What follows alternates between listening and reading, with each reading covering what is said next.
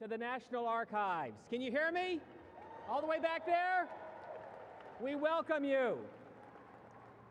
My name is Steve Scully from the C-SPAN Networks, and I want to first tell you what an honor it is to be here with all of you, the home of America's most important documents. Now, this is the day that we pay tribute to those brave 56 men, including 2 future presidents, who signed, of course, the Declaration of Independence. So as we celebrate our birthday, first, how many of you are first-time visitors to Washington, D.C.? We welcome you. Welcome to your nation's capital.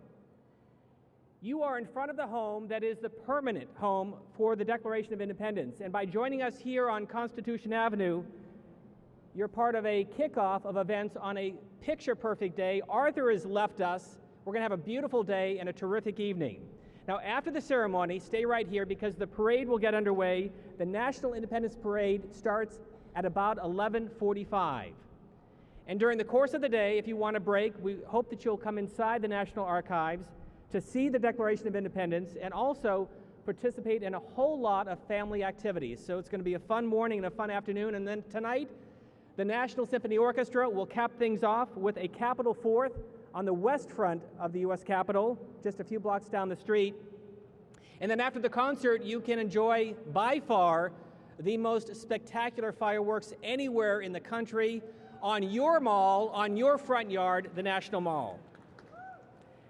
Now, I should point out that it was not a tweet, but just 12 words in the Philadelphia Gazette, which was owned by Benjamin Franklin, that pointed out the significance of this week in 1776. The dateline was Philadelphia, and he pointed out that yesterday the Continental Congress declared the United Colonies free and independent states.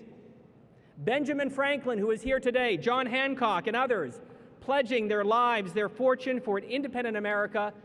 Your job today is to keep the conversation going.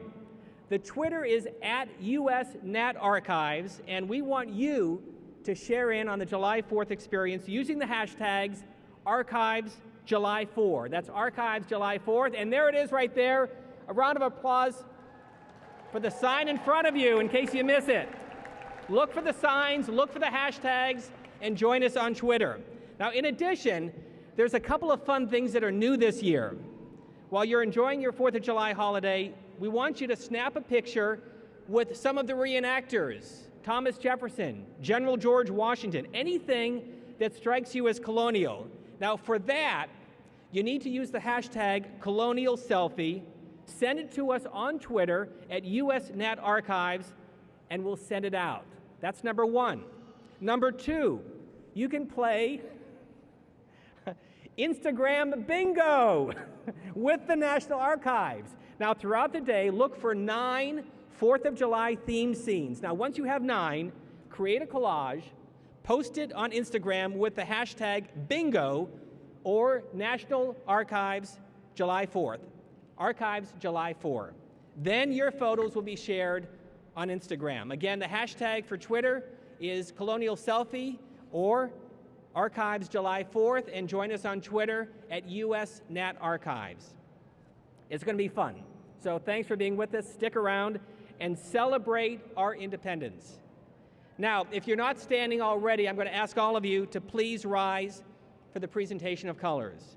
We want to welcome the 3rd United States U.S. Infantry Continental Color Guard, known as the Old Guard, joined by U.S. Navy soloist Kenny Ray Horton, musician first class, singing the national anthem.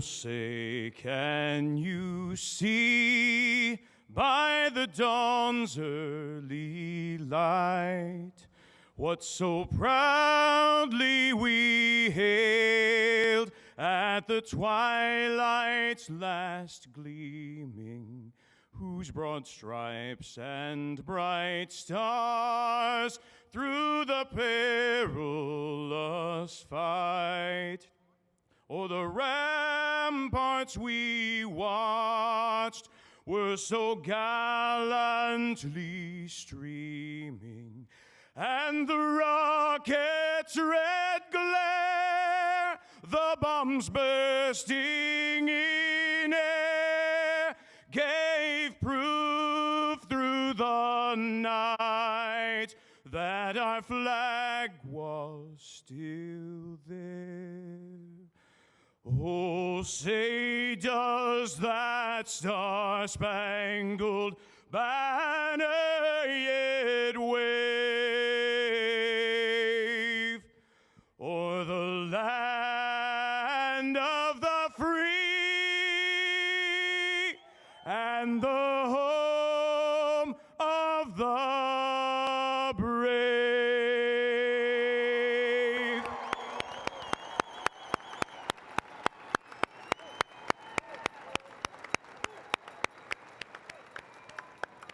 U.S. Navy soloist Kenny Ray Horton. Thank you very much. Another round of applause.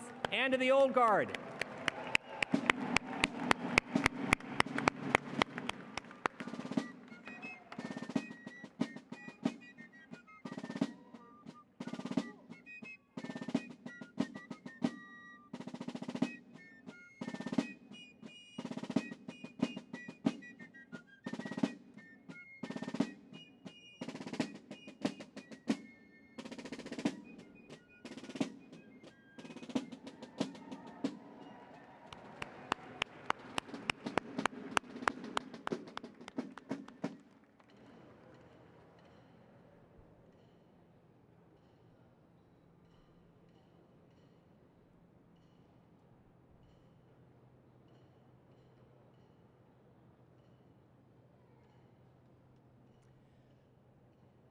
Again, thank you very much. By the way, if you are a veteran of the U.S. Army, U.S. Navy, Marine Corps, Air Force, Coast Guard, thank you all very much for your service, for protecting our freedoms today and every day. We salute you. We appreciate all that you do every single day. Thank you very much.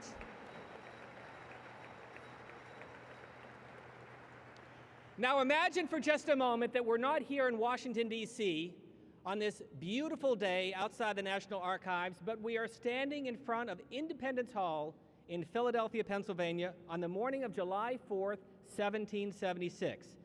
To help you give a sense of what colonial America was like, we are pleased to present the 3rd United States Infantry Old Guard Fife and Drum Corps. Their uniforms are from that period, so is their music. And joining us, I'm pleased to welcome Army Specialist Lauren Wheeler to narrate their performance. Ladies and gentlemen, the Old Guard Fife and Drum Corps and Army Specialist Lauren Wheeler.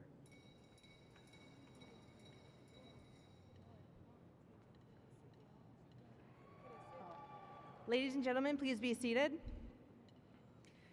Good morning, ladies and gentlemen. The United States Army Military District of Washington, under the command of Major General Jeffrey Buchanan, is proud to present the United States Army Old Guard Fife and Drum Corps. The 3rd United States Infantry Regiment, the Old Guard, traces its lineage back to the 1st American Regiment of the 1784, and today serves as the Army's official escort to the President of the United States. In 1960, the Fife and Drum Corps was organized to participate in official ceremonies and to revive our country's musical heritage. As one of the Army's premier musical organizations, the Corps performs for visiting dignitaries and heads of state at the White House and throughout our nation's capital. In addition, the Corps travels extensively, averaging 500 performances annually, while serving as a goodwill ambassador for the Army across the nation and abroad. Ladies and gentlemen, please join me in welcoming the United States Army Old Guard Fife and Drum Corps.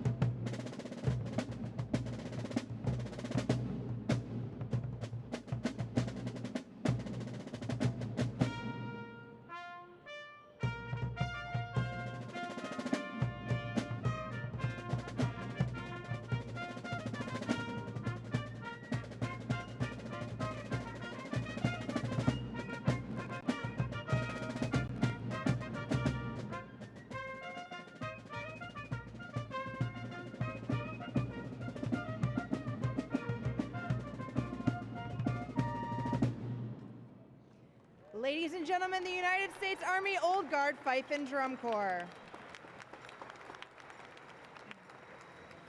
From the days of the American Revolution through the 19th century, Army field musicians played a vital role in maintaining good order, discipline, and morale. The sounds of the fife, bugle, and drum acted as the voice of the commander, signaling to the soldiers when to rise, how to move in battle, and when to retire for the evening. The soldiers of the Old Guard Fife and Drum Corps wear uniforms patterned after the musicians of George Washington's Continental Army. In order to be easily identified, military musicians of the period wore the reverse colors of the regiment to which they were assigned. In 1784, infantry soldiers of the 1st American Regiment wore blue coats with red trim. Thus, the musicians of the time wore red coats trimmed in blue. The instruments used by the Corps are patterned after traditional field instruments of the period. These modernized versions allow the musicians to perform more contemporary arrangements than the music found in the manuscripts of the 18th and 19th centuries. Listen now as the Corps features the fife, bugle, and drum, bringing to life the sights and sounds of our country's musical heritage.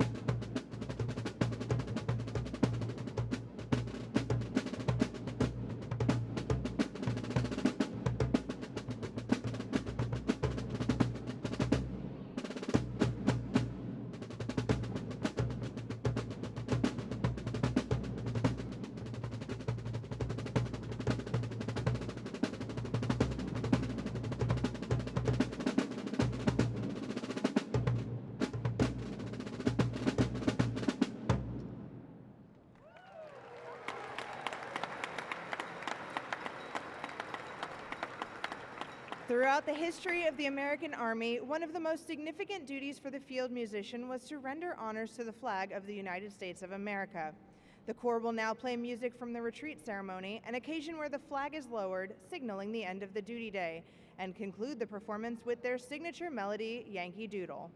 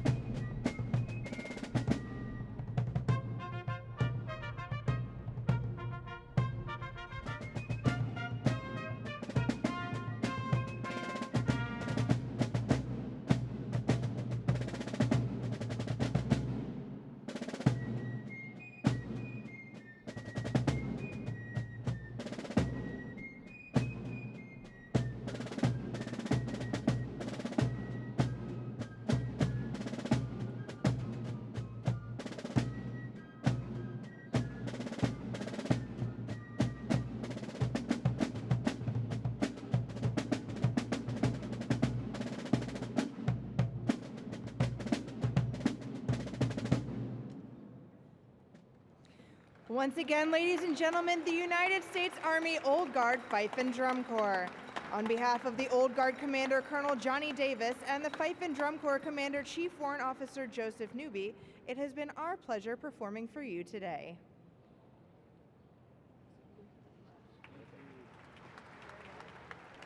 Thank you very much, Army Specialist Lauren Wheeler and the Old Guard. Now, we want to make a little history. Now, history was made 238 years ago. Does anyone here have a smartphone? Take it out right now, all of you.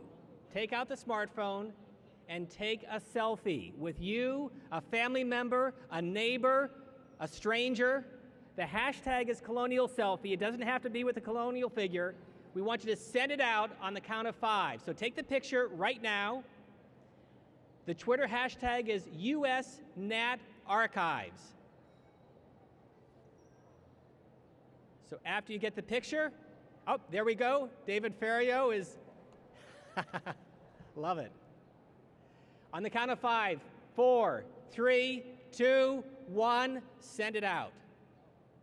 USNatArchives. Let's take over the Twitter universe.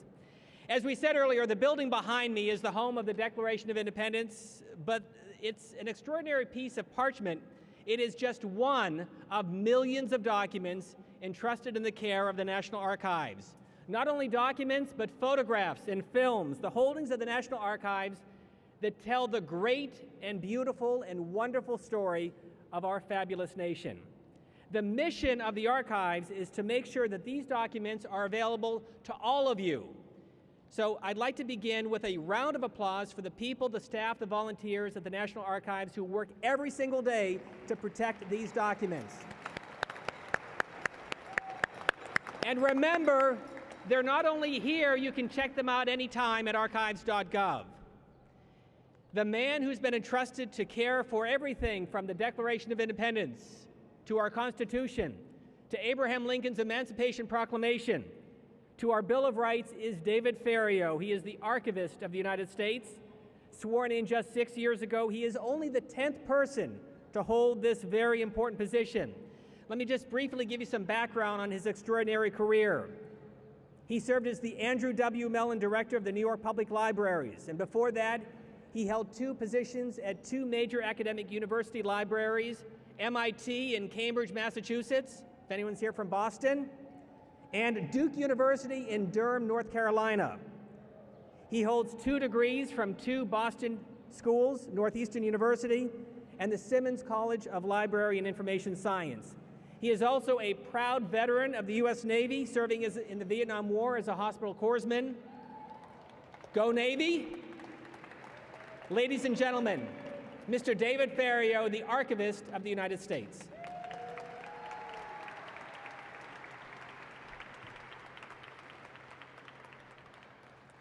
Thanks to Steve Scully for this his 3rd year as MC of our July 4th activities. Good morning and happy 4th of July to all of you. Thanks for joining us in this celebration of the 238th birthday of the Declaration of Independence. 238 years ago, the Continental Congress adopted the Declaration, and John Adams envisioned future celebrations of the event. He wrote, "It ought to be commemorated as the day of deliverance by solemn acts of devotion to God Almighty. It ought to be solemnized with pomp and parade, with shows, games, sports, guns, bells, bonfires, and illuminations from one end of this continent to the other, from this time forward forevermore." That vision of the future got off to a slow but no less passionate start. On July 5th, 1777, John Adams wrote to his daughter from Philadelphia describing events of the first anniversary. Invited to dine with President Washington aboard the frigate Delaware, Adams wrote, "We were saluted with a discharge of 13 guns, which was followed by 13 others from each other vessel in the river. Then the galleys followed the fire, and after them the guard boats.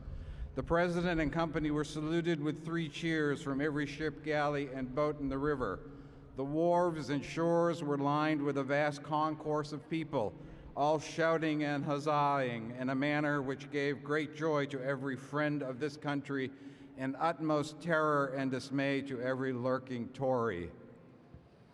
Adams continues, "In the evening, I was walking about the streets for a little fresh air and exercise and was surprised to find the whole city lighting up their candles at the windows. I walked most of the evening, and I think it was the most splendid illumination I ever saw. A few surly houses were dark, but the lights were very universal. Considering the lateness and design and suddenness of the execution, I was amazed at the universal joy and alacrity that was discovered and the brilliancy and splendor of every part of this joyful exhibition. Had General Howe been here in disguise or his master, this show would have given them heartache." The parchment document enshrined in the rotunda behind me has had an amazing journey since it was actually signed on August 2nd, 1776. During the Revolutionary War, the Declaration was rolled up and moved from city to city as Congress moved to avoid capture by the British. When the British were burning Washington during the War of 1812, Stephen Pleasanton, a clerk in the State Department, was directed to get the important documents out of town. Clerks wrapped the Declaration and other precious documents in bags of linen, commandeered wagons, and in the dead of night headed for Virginia with the records of the country. First, they hid the Declaration in an unused grist mill near Chainbridge in Virginia, then in a private home in Leesburg until the war was over. During the 1800s, the Declaration was on exhibit for long periods at several locations in Washington, where it was exposed to sunlight, fluctuating temperatures, and humidity, all of which took their toll on the document. Finally, officials took note of these effects of aging and wrapped the Declaration and stored it flat at the State Department, where it joined the Constitution until 1921, when President Harding signed an order transferring both of those documents to the Library of Congress. Just before Pearl Harbor and the U.S. entrance into the World War II, the library sent the Declaration and the Constitution to Fort Knox for safekeeping, where they remained until September 1944 and came back to the Library of Congress. And finally, in 1952, the documents came to their rightful home here at the National Archives. The transfer occurred on December 13, 1952, with great pomp and circumstance and security, as the newly encased Declaration of Independence was carried up these very steps into the rotunda. And the Declaration of Independence was safe until 2004, when the good treasure hunter Nicolas Cage cleverly stole it during a party in this building to protect it from the evil treasure hunter. And our national treasure was miraculously and circuitously restored to its rightful place and now poses the most often asked question in the rotunda: can I see the back of the Declaration of Independence? And I can tell you for certain that the only thing written on the back of the Declaration are the words, Original Declaration of Independence, dated 4 July 1776. Although the traveling days of the Declaration are over, the spirit of the Declaration continues today, and soon we'll hear the words of the Declaration of Independence read aloud by our honored guests. And being here today makes you part of the Declaration's journey. After our ceremonies, I hope you'll enjoy our family activities and view the Declaration of Independence yourself. Check out John Hancock's signature, and then check out our newest exhibit, Making Their Mark, Stories Through Signatures, where you can create your own John Hancock signature from the auto pen machine. Thanks for coming out today to celebrate our independence at the home of the birthplace of the Declaration of Independence, and enjoy the rest of our ceremony.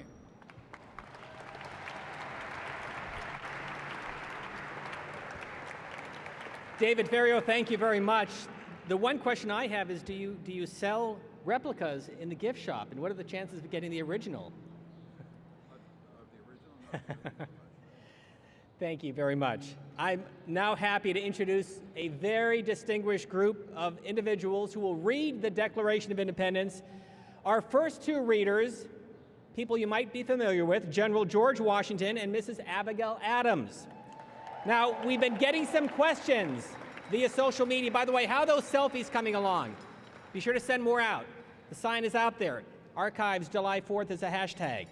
General Washington, where's General Washington? There he is over there. General Washington, a question from one of our friends on social media. What do you do in your free time? What precisely is free time? Time is rarely free. I enjoy spending time with my beloved Patsy at my property at Mount Vernon. Indeed.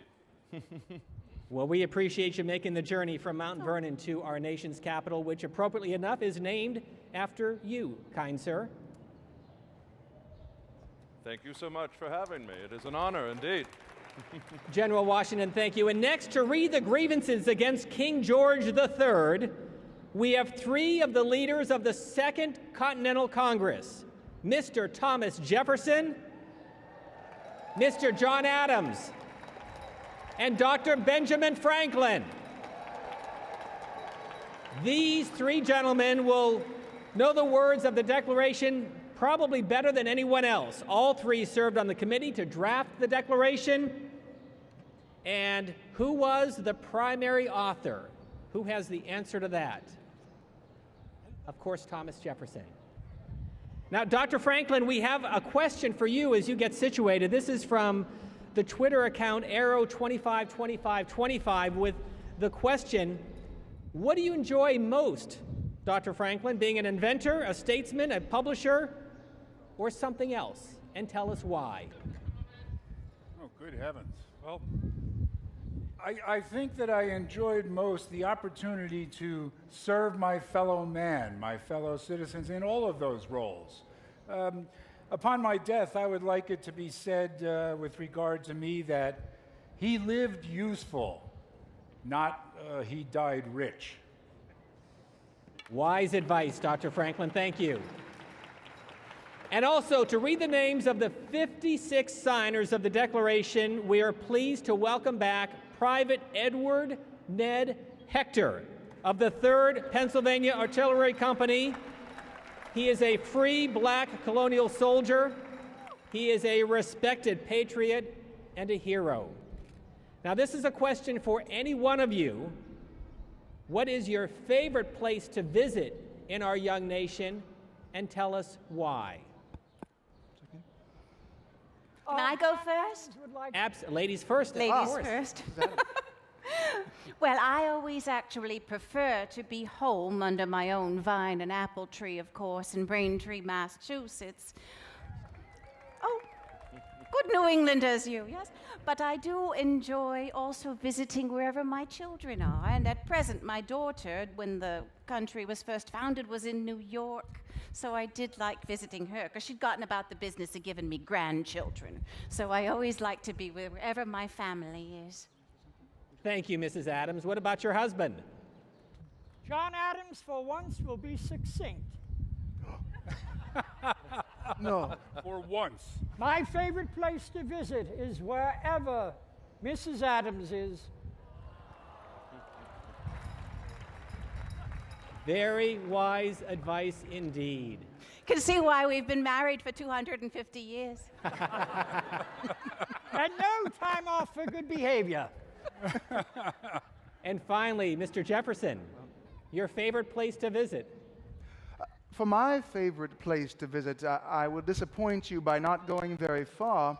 I could never want to be anywhere but my own dear beloved Monticello. That being said, if you would require me to travel away from Monticello, then I would very much like to travel back to the southern coast of France. Wouldn't you all? Yes, yes. I wouldn't. Private Hector.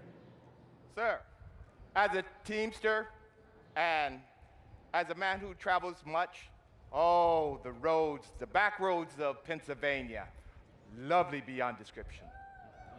Pennsylvanians. Thank you all. I'm going to have them get to the stage. Please sit down, relax, and enjoy the words of the Declaration of Independence.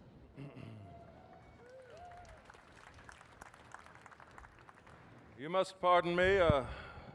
I have grown gray in your service, and now I find myself going blind.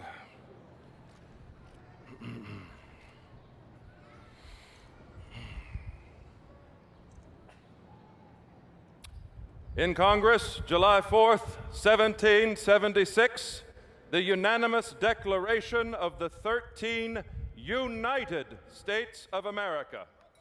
Huzzah! Huzzah! When in the course of human events it becomes necessary for one people to dissolve the political bands which have connected them with another, and to assume among the powers of the earth the separate and equal station to which the laws of nature and of nature's God entitle them, a decent respect to the opinions of mankind requires that they should declare the causes which impel them to the separation. We hold these truths to be self-evident, that all men are created equal, and that they are endowed by their Creator with certain unalienable rights, and that among these are life, liberty, and the pursuit of happiness. That to secure these rights, governments are instituted among men, deriving their just powers from the consent of the governed. And that whenever any form of government becomes destructive of these ends, it is the right of the people to alter or to abolish it. Huzzah! Huzzah! And to institute new government, laying its foundation on such principles and organizing its powers in such form as to them shall seem most likely to affect their safety and happiness. Prudence indeed will dictate that governments long established should not be changed for light and transient causes, and accordingly all experience hath shewn that mankind are more disposed to suffer while evils are sufferable, than to right themselves by abolishing the forms to which they are accustomed. But when a long train of abuses and usurpations, pursuing invariably the same object, evinces a design to reduce them under absolute despotism, it is their right, it is their duty to throw off such government and to provide new guards for their future security. Huzzah! Such has been the patient sufferance of these colonies, and such is now the necessity which constrains them to alter their former systems of government. The history of the present King of Great Britain is a history of repeated usurpations and injuries, all having in direct object the establishment of an absolute tyranny over these states. To prove this, let facts be submitted to a candid world.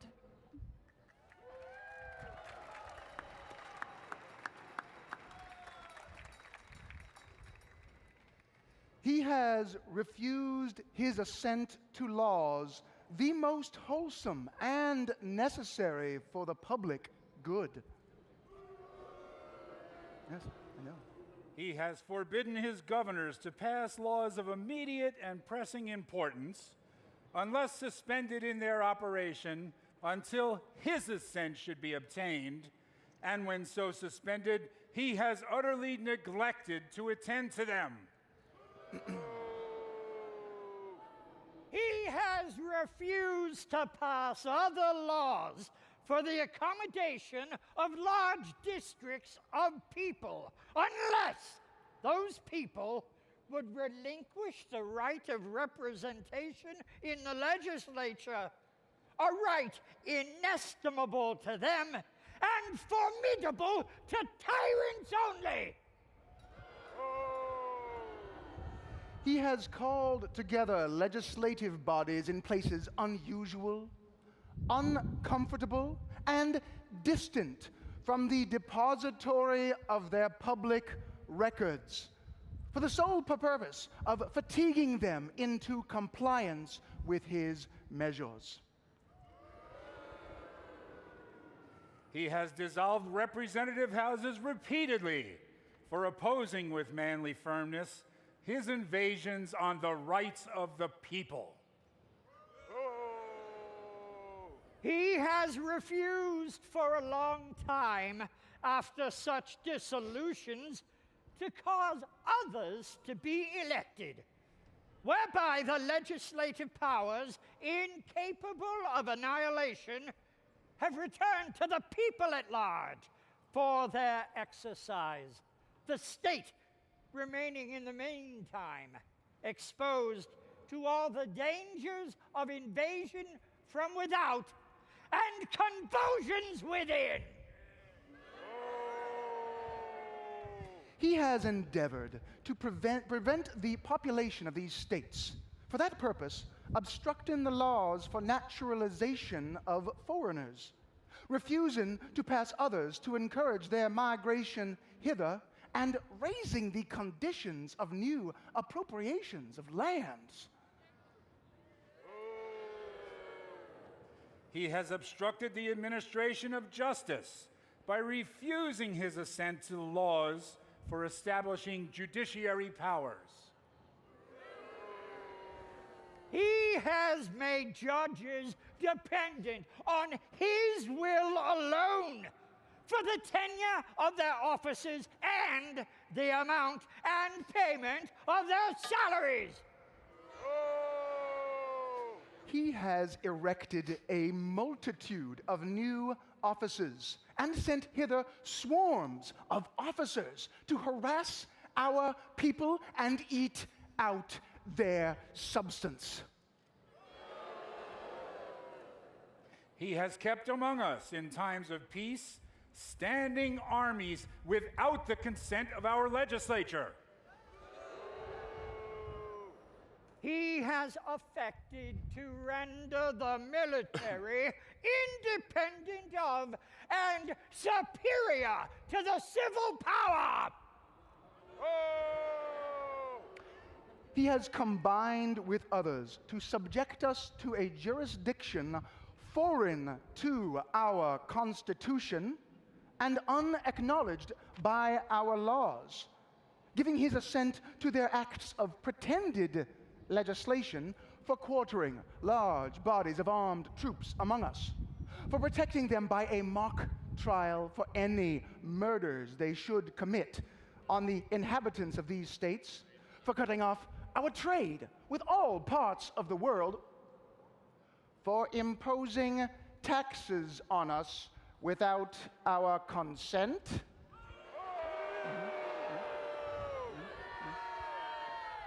for depriving us in many cases of the benefits of trial by jury, for transporting us beyond seas to be tried for pretended offenses, for abolishing the free system of English laws in a neighboring province, establishing therein an arbitrary government, and enlarging its boundaries so as to render it at once an example and fit instrument for introducing the same absolute rule into these colonies, for taking away our charters, abolishing our most valuable laws, and altering fundamentally the forms of our governments, for suspending our own legislatures and declaring themselves invested with power to legislate for us in all cases whatsoever. He has abdicated government here by declaring us out of his protection and waging war against us. He has plundered our seas, ravaged our coasts, burnt our towns, and destroyed the lives of our people. He is at this time transporting large armies of foreign mercenaries to complete the works of death, desolation, and tyranny already begun with circumstances of cruelty and perfidy scarcely paralleled in the most barbarous ages, and totally unworthy the head of a civilized nation.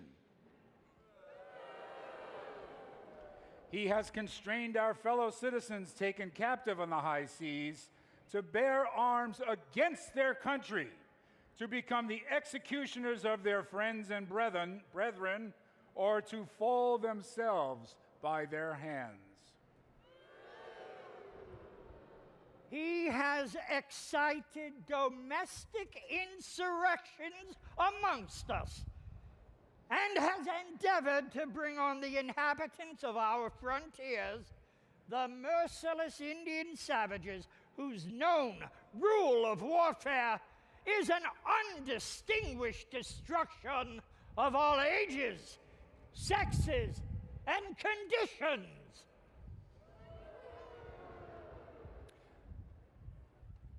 In every stage of these oppressions, we have petitioned for redress in the most humble terms.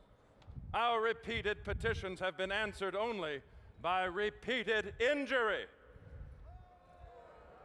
A prince whose character is thus marked by every act which may define a tyrant is unfit to be the ruler of a free people.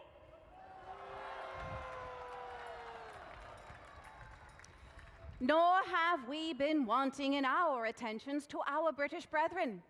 We have warned them from time to time of attempts by their legislature to extend an unwarrantable jurisdiction over us. We have reminded them of the circumstances of our emigration and settlement here. We have appealed to their native justice and magnanimity. And we have conjured them by the ties of our common kindred to disavow these usurpations, which would inevitably interrupt our connection and our correspondence. They, too, have been deaf to the voice of justice and of consanguinity. We must, therefore, acquiesce in the necessity which denounces our separation and hold them as we hold the rest of mankind. Enemies in war, in peace, friends. We, therefore, the representatives of the United States of America, in General Congress assembled, appealing to the Supreme Judge of the world for the rectitude of our intentions, do in the name and by the authority of the good people of these colonies solemnly publish and declare that these united colonies are, and of right ought to be, free and independent states.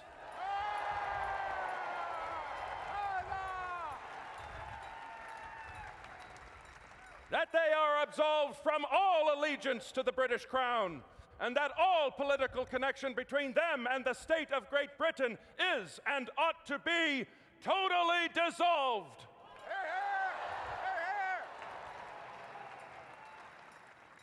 And that as free and independent states, they have full power to levy war, conclude peace, contract alliances, establish commerce, and to do all other acts and things which independent states may of right do.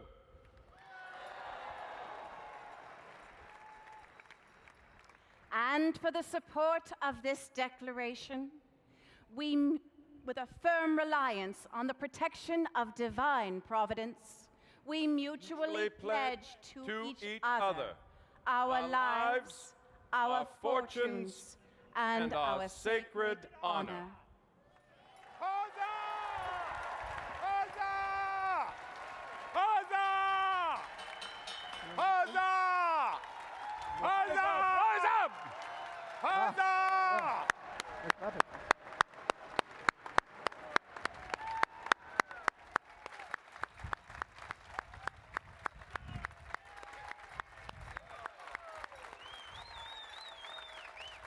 We should make room for Mr. Hector, for Private Hector, yes? Well done. Thank you very much. General Washington, Mrs. Adams, Mr. Jefferson, Mr. Adams, and Dr. Franklin, how compelling and stirring to hear those words 238 years later. And now today they will move around to get selfies with all of you. Remember, show the sign, hashtags archives July 4, there it is, at US Net Archives. Send us a tweet. Thank you very, very much. We also want to recognize probably the signer with the best penmanship, Mr. John Hancock, who is here as well. John Hancock, thank you for joining us. There he is over there.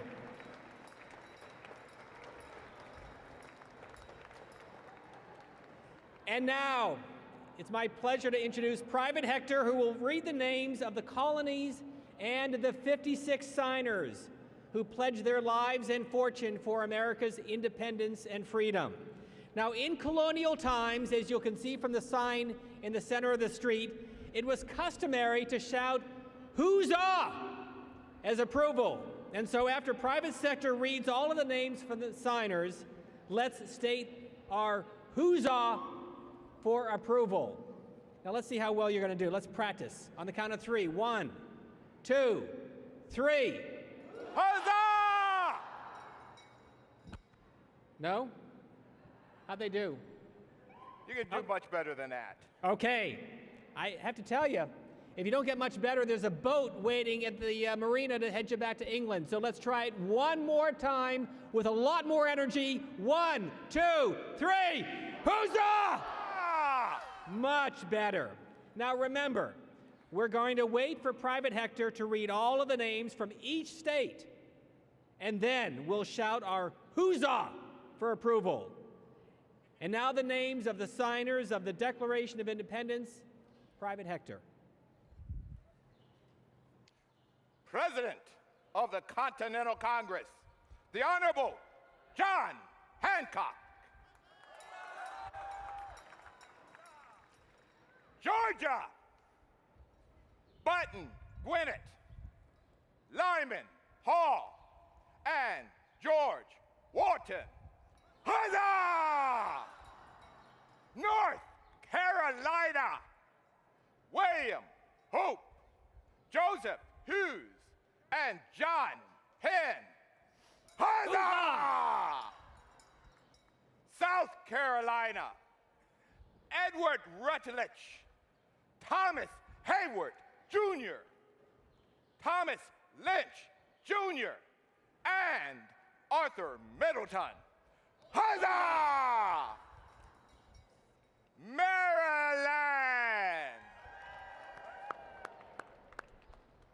Samuel Chase, William Paca, Thomas Stone, and Charles Carroll of Carrollton.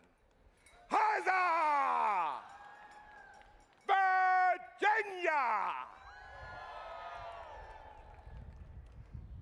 George Wythe, Richard Henry Lee, Thomas Jefferson,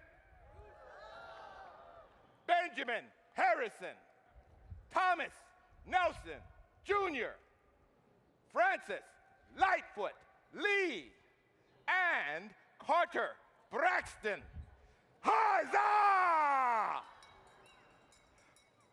Pennsylvania, Robert Morris, Benjamin Rush, Benjamin Franklin, Huzzah! John Morton, George Clymer, James Smith, George Taylor, James Wilson, and George Ross. Huzzah!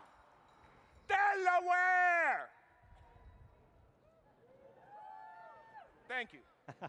Caesar Rodney, George Reed, and Thomas McKean. Huzzah!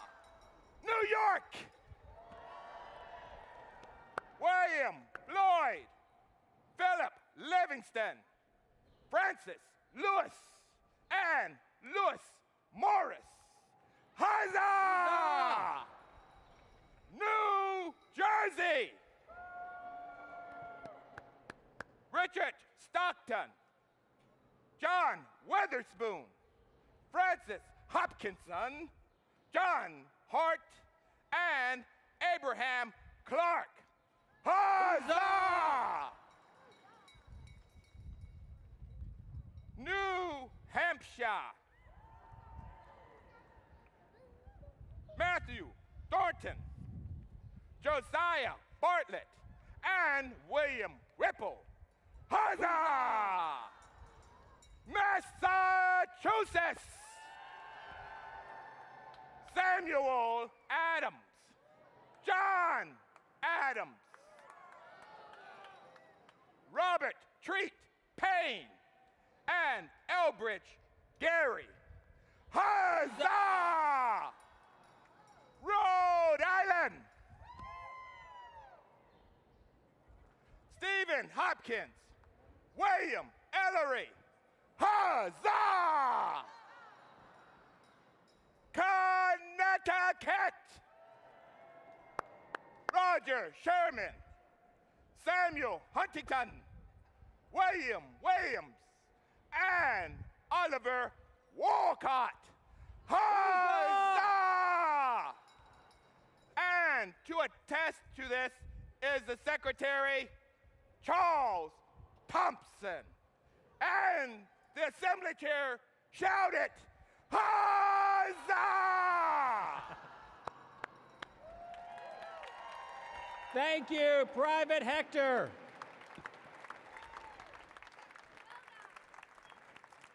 For more than 30 years, the National Archives has put on this tremendous display to honor one of our most significant days in American history. Now, before I conclude, I want to remind you of some activities going on throughout the course of the day.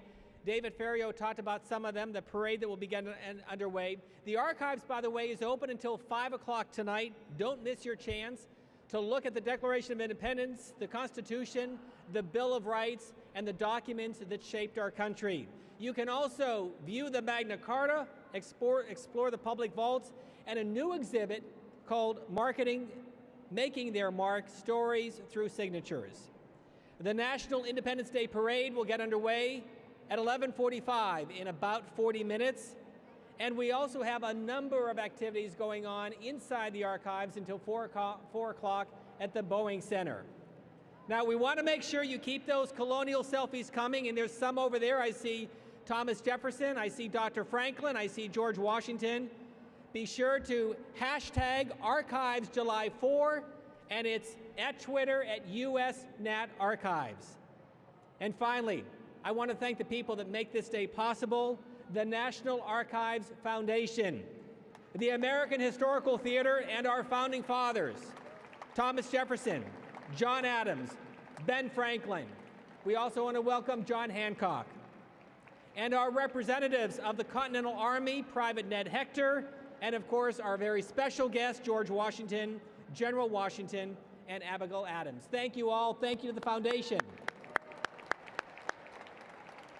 We want to thank our friends from the U.S. Navy and soloist Kenny Ray Horton, musician first class. And in just a moment, you don't want to leave. You're in for a real treat. We saw the prelude this morning, but you're going to hear from four-time international whistling champion Christopher Ullman.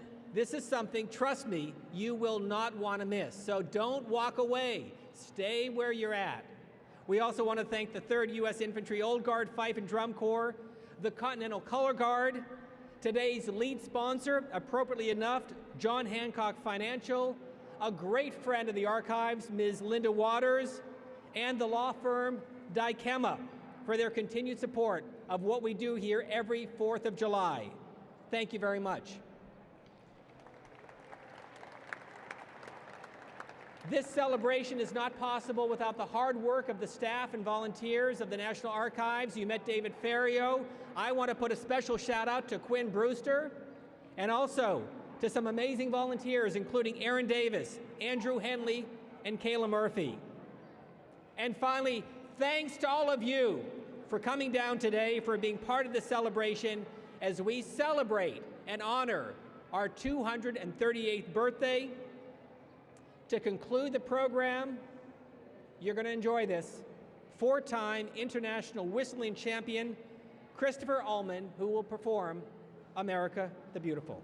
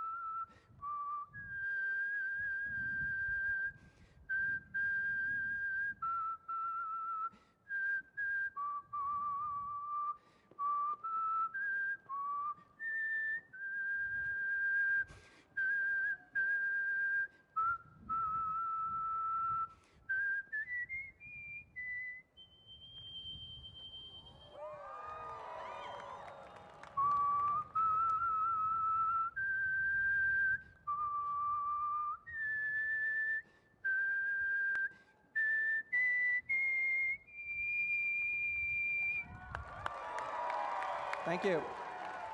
Thank you.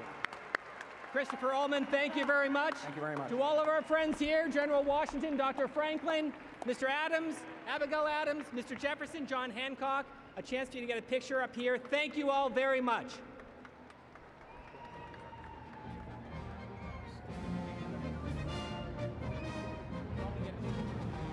Thank you, man. One more picture up front. One more up here. One is up there. Yes, go down that direction.